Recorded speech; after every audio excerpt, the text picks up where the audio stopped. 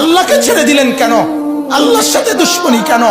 যে ছেলেটা সারাদিন একটা ওয়াক্ত নামাজ পড়ে না, যে বিবি একটা ওয়াক্ত নামাজ পড়ে না, যে মেয়েটা পর্দা করে না, তারে জিজ্ঞাসা করেন না যে মা সবার সাথে সম্পর্ক বজায় রাখো, মালিকের সাথে কেন দুশ্মনী?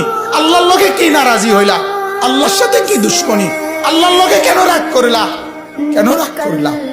এই বাপ, তোমরা যারা সেজদা করো না, তোমরা বলো না বাজান, বলো না। এই দরদি ভাই চিৎকার করে বললাম, তুমি যদি বলো তোমার পায়ে ধরতে, আমি পায়ে ধরতে রাজি। তুমি যদি বলো তোমারে জড়িয়ে ধরে কাঁদতে, আমি কাঁদতে রাজি। তুমি বলো কেন আল্লাহর সাথে রাগ করলা? কেন আল্লাহর সাথে রাগ করলা? কেন আল্লাহর সাথে নারাজ হইলা? কেন সেজদা কপালে জুটলো না? কেন মালিকের সাথে সারাদিনের এত কিছুর বিনিময়ে আল্লাহ তাআলা একটা মিস কল দিলে, 2 সেকেন্ডের একটা মিস কল দিলে বন্ধু, তুমি টের পাও তোমার মোবাইলে মিস কল আসছে। এত বড় মসজিদে 6টা মাইকের হরন দিয়া আল্লাহু আকবার বলে তোমারে ডাক দেয়, তোমার একটাবারও কানে লাগে না, বিবেকে লাগে না।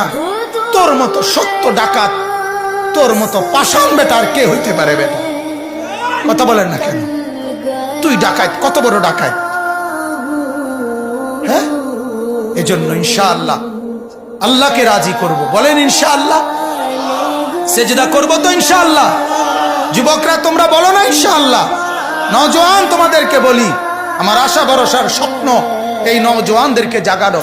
আমি সারা দিন রাত চাই যুবকরা জেগে উঠুক, কারণ আগামীর পৃথিবী, গোটা বিশ্ব 2 ভাগ হবে।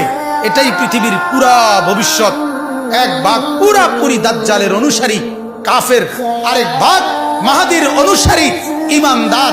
এই 2 ভাগে পৃথিবী অচিরেই বিভক্ত হয়ে যাবে। তুমি যদি মাহাদির পক্ষে থাকতে না পারো, তুমি যদি দাজ্জালের ধোকায় পড়ে যাও, আল্লাহর কসম ঈমান নিয়ে কবরে যাইতে পারবা না।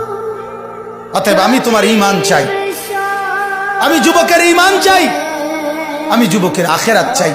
আল্লাহ তাআলা আমাদের প্রত্যেককে ঈমান আমলের দৌলত দান করেন, কবুল করেন।